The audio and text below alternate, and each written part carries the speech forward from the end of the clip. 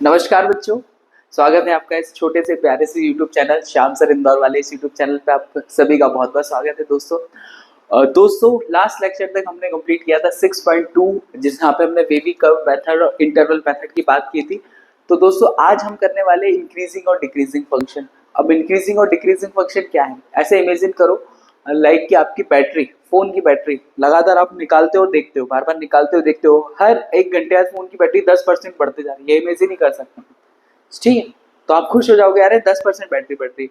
But अगर decrease होगी, battery का परसेंटेज कम होगा, तो हम पैनिक मोड में आ जाते हैं। ऐसे ही मैथमेटिक्स में होता है। मैथमेटिक्स में कुछ चीजें ऐसी होती है जैसे इंक्रीज होती है, लाइक योर सैलरी, धीरे धीरे आपकी सैलरी इंक्रीज होगी। और कुछ फंक्शन मैथमेटिक्स में ऐसे होते हैं जो डिक्रीज होते हैं, लाइक योर बैटरी परसेंटेज। तो दोस्तों आज हमें वही पढ़ना है, क्या मैथमेटिक्स के अंदर इंक्रीजिंग और डिक्रीजिंग फंक्शन, और इंक्रीजिंग फंक्शन क्या होता है, डिक्रीजिंग फंक्शन क्या होता है, ये दोस्तों आज हम समझने वाले हैं। तो शुरू करते हैं आज की क्लास और देखते हैं क्या होता है इंक्रीजिंग और डिक्रीजिंग फंक्शन। उसके पहले अगर आपने कोई बेसिक कॉन्सेप्ट मिस किया हुआ है 11th क्लास का, जहाँ पे स्ट्रेट लाइन वगैरह हम जहाँ से पढ़ना शुरू कर देते हैं दोस्तों, तो वो हमें जरूरी है, क्योंकि हम अभी इस वीडियो लेक्चर में सिर्फ बेसिक कॉन्सेप्ट पढ़ना चाह रहे हैं। तो सबसे पहले हम शुरू करते हैं दोस्तों आज की क्लास। आपको पहले पता होना चाहिए स्लोप ऑफ अ लाइन। क्या होना चाहिए पता? Slope of a line. किसी भी लाइन का स्लोप हम कैसे पता करेंगे दोस्तों? तो स्लोप ऑफ अ लाइन के लिए हमारे पास जो फार्मूला था दोस्तों, y2 माइनस में y1 अपॉन में x2 माइनस में x1। किसी भी लाइन का, कोई सी भी लाइन है, इसका स्लोप अगर हमें पता करना पड़ेगा तो हम क्या करते थे? चेंज इन, वाओ शुरुआत ही बहुत खतरनाक हो गई है दोस्तों।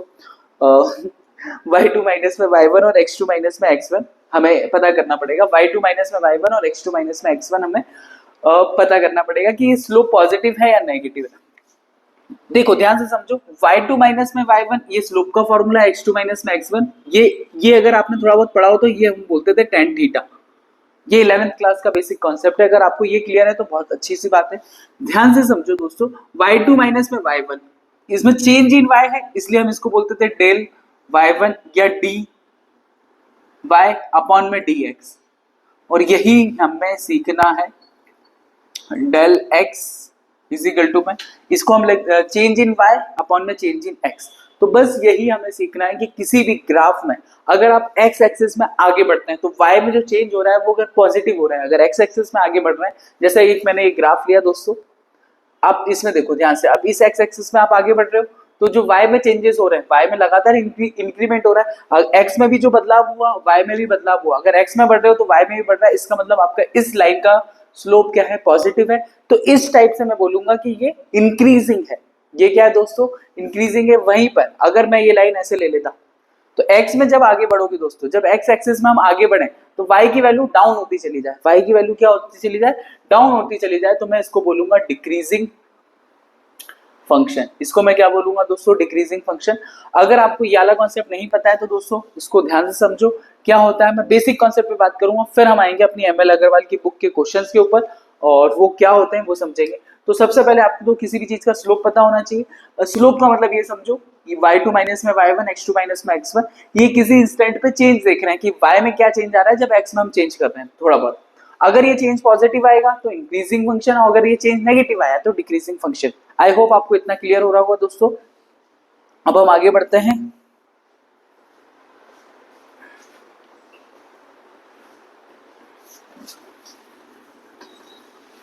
अब दोस्तों अब देखिए आप लोग क्या करना है इस वीडियो को, पूरे लेक्चर में हम सीखने क्या वाले हैं। आपको कुछ 10th क्लास का बेसिक कॉन्सेप्ट पता है, पहले वो समझ लो ताकि आपको एक एक पॉइंट आराम से क्लियर हो जाए। आपने अगर ये पढ़ा हो तो बड़े अच्छे से पढ़ा होगा। जीरो, या जीरो से इसको बोलते हैं हम 90 डिग्री, ये 270 डिग्री, और ये नहीं सॉरी ये 180 डिग्री, ये 270 डिग्री, और ये 360 डिग्री। तो यहाँ पे आपने देखा होगा कि सारे के सारे ऑल कर्व आर पॉजिटिव, सारे के सारे क्या रहते थे? यहाँ पे पॉजिटिव रहते थे। यहाँ पे सिर्फ साइन पॉजिटिव होता था दोस्तों, यहाँ पे टेन पॉजिटिव, और यहाँ पर कॉस पॉजिटिव। ये कुछ बेसिक कॉन्सेप्ट मैं इसलिए बता रहा हूँ क्योंकि आपको ये पता होना चाहिए कि 0 से 90 के बीच में टेन थीटा की जितनी भी वैल्यू होती थी वो क्या होती थी? पॉजिटिव होती थी। इसीलिए मैं आपको ये बताने की कोशिश कर रहा हूँ। अब ध्यान से देखिए, सबसे पहले हम कोई सा भी एक कर्व ले लेते हैं। ये मैंने एक कर्व लिया दोस्तों, ठीक है। ये कर्व मैंने यहाँ से ड्रॉ करा तो ये इस टाइप से ऐसे कर्व जा रहा है, एक कर्व मैंने ये बनाया इस टाइप से ये कर्व जा रहा है, वही लाइन वाला कर्व है। अब इसके ऊपर किसी भी लाइन पे इस वाले पॉइंट पे स्लोप चेंज चेक करो, इस वाले पॉइंट पे स्लोप चेंज करो, इस वाले पॉइंट पे स्लोप चेंज करो, हर एक पॉइंट पे स्लोप चेंज करने का चेक करने का तरीका ये होता है y2 माइनस में y1 x2 माइनस में x1। अगर स्लोप पॉजिटिव आ रहा है तो मैं ये बोल दूंगा कि ये जो कर्व है, ये जो फंक्शन है ये इंक्रीजिंग है। अब यहाँ पे देखो किसी भी पॉइंट पे देखो स्लोप क्या होगा, नेगेटिव होता चला जाएगा, स्लोप क्या होगा, नेगेटिव होता चला जाएगा। तो यहाँ पे इसको मैं बोलूंगा क्या है, ये नेगेटिव फंक्शन है या फिर डिक्रीजिंग फंक्शन है। इसको हम क्या नाम देंगे, डिक्रीजिंग फंक्शन, और इसे हम क्या देंगे, इंक्रीजिंग फंक्शन। तो अभी तक आपको ये पता चल जाना चाहिए कि अगर x में चेंज कर रहे हैं और y में भी चेंज कर रहे हैं, अगर x में चेंज करने पे y में पॉजिटिव चेंज होता है तो वो इंक्रीजिंग फंक्शन होगा, और x में चेंज करने पे y में नेगेटिव चेंज होता है मतलब वो डिक्रीज होता है तो हम उसको क्या बोलते हैं, डिक्रीजिंग फंक्शन। और इसी को dy by dx से हम पता करते हैं। dy by dx मतलब किसी भी फंक्शन का f डैश x, या फिर इसी को बोलते हैं dy by dx। दोस्तों अगर ये पॉजिटिव चेंज हुआ मतलब ग्रेटर देन 0 हुआ तो मैं बोलूंगा ये फंक्शन क्या है, इंक्रीजिंग है, ये फंक्शन क्या है, इंक्रीजिंग है। और अगर f dash x dy by dx अगर ये लेस देन मतलब नेगेटिव में चेंज आ रहा है, y में जो चेंज आ रहा है वो नेगेटिव आ रहा है, तो मैं इसको क्या बोलूंगा, डिक्रीजिंग फंक्शन। दोस्तों आपको ये तो क्लियर हो गया होगा कि अच्छा ये इंक्रीजिंग फंक्शन है, ये डिक्रीजिंग फंक्शन है। यहाँ पे स्लोप चेंज करके चेक करके हम ये बार बार चेक करते थे। बट आप ये भी समझ लो कुछ फंक्शन ऐसे होते हैं जिनमें हमें समझ ही नहीं आता है कि वो पॉजिटिव फंक्शन है या नेगेटिव फंक्शन है। देखो कुछ फंक्शन ऐसे होते हैं, ये एक फंक्शन मैंने लिया, ये यहां से शुरू किया इस टाइप से फंक्शन, तो यहां देखोगे तो सर इसका स्लोप पॉजिटिव है, यहां देखोगे तो स्लोप नेगेटिव, और यहां पे 0 स्लोप है। तो इस टाइप के फंक्शन को हम बोलते हैं neither increasing nor decreasing function. ऐसे फंक्शन जो ना तो बढ़ रहे हैं ना ठीक से घट रहे हैं, इनको हम क्या बोलते हैं, नॉर मतलब ये फंक्शन ना तो बढ़ेगा ना ही घटेगा।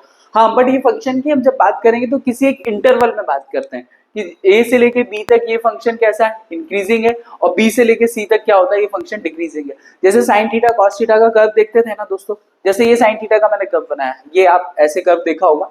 तो साइन का कर्व क्या है, अगर आपसे कोई डायरेक्टली पूछे तो साइन का अगर पॉजिटिव कर्व है मतलब इंक्रीजिंग है या डिक्रीजिंग है, तो आप डायरेक्टली नहीं बता पाओगे, क्योंकि हमेशा आपको से पता करना पड़ेगा कि आप किस इंटरवल की बात कर रहे हो। ए से बी के बीच में दोस्तों ये वाला कर्व इंक्रीजिंग है, बी से सी के बीच में ये वाला कर्व डिक्रीजिंग। तो ये साइन थीटा कॉस थीटा का कर्व होता है। चलिए दोस्तों बढ़ते हैं आगे, बीच में लाइट चली गई थी तो अब उसके आगे बढ़ रहे हैं, है ना। तो दोस्तों समझिए अब आगे जो ग्राफ है उस पर कैसे काम करना है ना, और हमें एक्सरसाइज के अंदर कैसे वर्किंग करनी पड़ेगी। तो एक दो ग्राफ देख लेते हैं फिर हम एक्सरसाइज पे आएंगे दोस्तों। तो सबसे पहले देखिए एक मैं पहला ग्राफ लेता हूँ, यहाँ पे एक ही ग्राफ है दोस्तों, ये सिर्फ इंक्रीजिंग ग्राफ है, क्लियर हुआ दोस्तों। और मैंने यहाँ पे एक दूसरा ग्राफ लिया, ठीक है, ये वाला ग्राफ आप देखोगे तो इंक्रीजिंग है, एक ये वाला ग्राफ लिया, ये हमेशा क्या है, डिक्रीजिंग है। क्लियर हो रहा है दोस्तों। अब एक और मैं ग्राफ ले लेता हूं बीच में। ये ग्राफ ऐसा है दोस्तों कि कुछ टाइम पर तो ये इंक्रीजिंग है, मतलब ये ऐसे ये ग्राफ कुछ इस टाइप से बढ़ा, फिर कुछ टाइम पे ये कांस्टेंट हो गया, मतलब एक स्लोप ऐसे डायरेक्टली ऐसे एक ऐसे कांस्टेंट हो गया ये ग्राफ, और फिर वापस से क्या है, इंक्रीजिंग। ये कुछ ग्राफ ऐसे बढ़ते हैं ना, जैसे आप ट्रेड वगैरह में आप देखते होंगे, स्टॉक वगैरह में जो शेयर मार्केट में चलता है उसके ग्राफ ऐसे बढ़ते हैं फिर कांस्टेंट हो जाते हैं। रेट एकदम से पहले इंक्रीज हुआ है ना किसी कमोडिटी का, फिर कांस्टेंट हो गया, फिर वापस से इंक्रीज हो गया, है ना। किसी चीज के ग्राफ जैसे एकदम गिरता है, जैसे बैटरी के परसेंटेज का जो आपका ग्राफ है वो एकदम ऐसे गिर जाएगा। बट कोई सी चीज अगर कोई सा रेट अगर ऐसा कॉन्स्टेंटली गिर रहा है, ऐसे समझो, ऐसे ये रेट पहले धीरे धीरे डाउन हो रहा था, फिर मान लो ये कांस्टेंट हो गया, फिर वापस से डाउन होना शुरू हुआ, फिर वापस से क्या हुआ दोस्तों, डाउन होना शुरू हुआ। तो इस टाइप से मैंने ये दो तीन ग्राफ ले लिया ताकि हम इसमें समझ पाए। अब ध्यान से देखो, इस वाले ग्राफ में ये एक्स एक्सिस है, ये वाई एक्सिस है। अभी ग्राफ इंक्रीजिंग है या डिक्रीजिंग है, उसके दो से तीन तरीके हैं, वो दोनों तीनों तरीके हालांकि मैंने पहले भी बताए और अभी जस्ट भी बता देता हूं आपको कि अगर आप एक्स एक्सिस में आगे बढ़ रहे हो, अगर आप एक्स एक्सिस में आगे बढ़ रहे हो, एक्स में मान लो ए पे पहुंचे तो ये ग्राफ यहाँ है, फिर बी में पहुंचे तो ये ग्राफ थोड़ा सा बढ़ा, जब आप सी में पहुंचे तो ये थोड़ा और बढ़ा, आप डी में पहुंचे तो ग्राफ, मतलब एक्स में बदलाव करने पे वाई में भी इंक्रीजिंग काम हो रहा है, मतलब बढ़ रहा है, तो इस टाइप के ग्राफ को मैं बोलूंगा इंक्रीजिंग ग्राफ। और ये स्ट्रिक्टली इंक्रीजिंग रहेगा क्योंकि हर एक पॉइंट पे ये ग्राफ क्या बढ़ रहा है दोस्तों, आगे की ओर बढ़ रहा है, तो ये है strictly increasing function, strictly increasing function. ठीक है दोस्तों, ये क्लियर हो रहा है कि नहीं हो रहा है? इसको स्ट्रिक्टली इंक्रीजिंग फंक्शन क्यों बोल रहे हैं, क्योंकि ये हर एक पॉइंट पे बढ़ रहा है। अब ये यहाँ पे देखो, ये वाला ग्राफ यहाँ पे तो बढ़ रहा है, फिर कांस्टेंट हो गया, फिर वापस से बढ़ना शुरू हो गया, तो ये है तो इंक्रीजिंग। ये क्या है दोस्तों, इंक्रीजिंग फंक्शन। ये क्या है दोस्तों, सिर्फ इंक्रीजिंग है। स्ट्रिक्टली इंक्रीजिंग क्यों नहीं है, क्योंकि बीच में जाके क्या हो गया था, इस पॉइंट पे कांस्टेंट हो गया था। आई होप ये क्लियर हो रहा होगा दोस्तों। अब तीसरे वाले ग्राफ की ओर देखते हैं दोस्तों। इस वाले पॉइंट पे ये वाई एक्सिस है और ये एक्स एक्सिस है। क्लियर हो रहा है दोस्तों। जैसे जैसे एक्स में आप आगे बढ़ रहे हो, जैसे एक्स में यहाँ पे थे तो ग्राफ किसी एक पॉइंट पे था, जैसे जैसे एक्स में बी पॉइंट पे पहुंचे तो ये ग्राफ थोड़ा कम हुआ, जब एक सी पॉइंट पे पहुंचे तो ग्राफ सबसे ज्यादा कम हो गया। तो लगातार ये ग्राफ डाउन होते जा रहा है, इसलिए इसको हम बोलेंगे डिक्रीजिंग ग्राफ। और ये लगातार डिक्रीज ही हो रहा है, कहीं कांस्टेंट नहीं हुआ, इसलिए इसका नाम है स्ट्रिक्टली डिक्रीजिंग ग्राफ। इसलिए इसका क्या नाम है, स्ट्रिक्टली डिक्रीजिंग फंक्शन। इसको हम क्या बोलेंगे, strictly decreasing function. I hope दोस्तों आप समझ पा रहे होंगे मैं क्या कहने की कोशिश कर रहा हूँ। और अब इसमें हम बात कर रहे हैं ये वाला ग्राफ, जैसे आपने स्ट्रिक्ट इंक्रीजिंग फंक्शन देखा, अब ऐसे ही डिक्रीजिंग फंक्शन।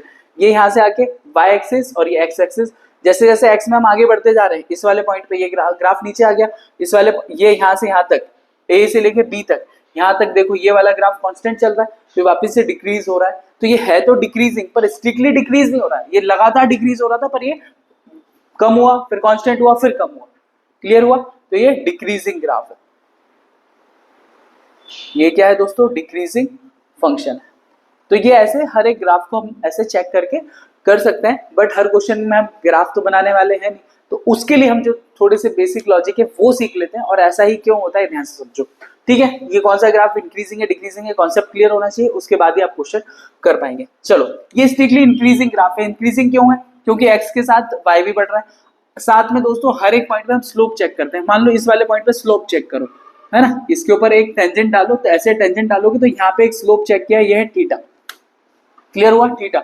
और टेन थीटा का आपको फॉर्मूला याद है, देखो टेन थीटा होता है x2 माइनस में x1 और y2 माइनस, गलत लिख दिया मैंने, ये होता है y2 माइनस में y1 अपॉन में x2 माइनस में x1, जो कि अभी मैंने पहले भी बताया था आपको।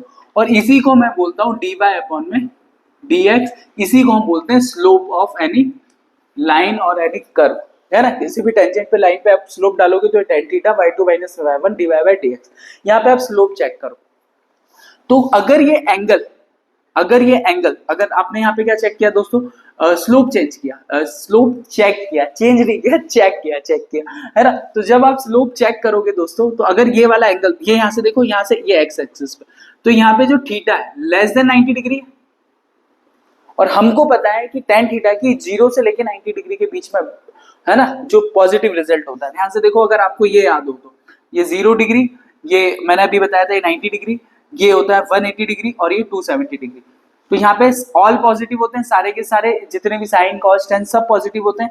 यहाँ पे सिर्फ साइन पॉजिटिव होता है ना, यहाँ पे टेन पॉजिटिव होता है, और यहाँ पे कॉस पॉजिटिव होता है, ये हमको पहले से पता है, कॉस थीटा पॉजिटिव होता है। तो इस वाले पॉइंट में 0 से 90 के बीच में, तो 0 से 90 के बीच में यहाँ पे जो आप स्लोप देखोगे दोस्तों, और स्लोप हमेशा पॉजिटिव एक्स एक्सिस से ही बनाते हैं, ये एक्स एक्सिस लिया और उससे पॉजिटिव एक्स एक्सिस से ग्राफ बनाना शुरू किया। तो अगर थीटा की वैल्यू 90 डिग्री से कम है, इसका मतलब ये इंक्रीजिंग ग्राफ है, मतलब ये स्लोप पॉजिटिव आएगा, और स्लोप को हम dy बाय dx से भी निकाल सकते हैं। तो हमको ये सब डिक्रीजिंग है या इंक्रीजिंग, हम क्या करेंगे, जो भी आपको फंक्शन दिया होगा fx, मान लो कोई फंक्शन दिया fx, आप इसका क्या करोगे, f डैश x निकालोगे, और जैसे f डैश x निकालोगे, अगर ये ग्रेटर देन इक्वल और ग्रेटर देन 0 आ गया, तो मैं इसको क्या बोलूंगा, इंक्रीजिंग ग्राफ है।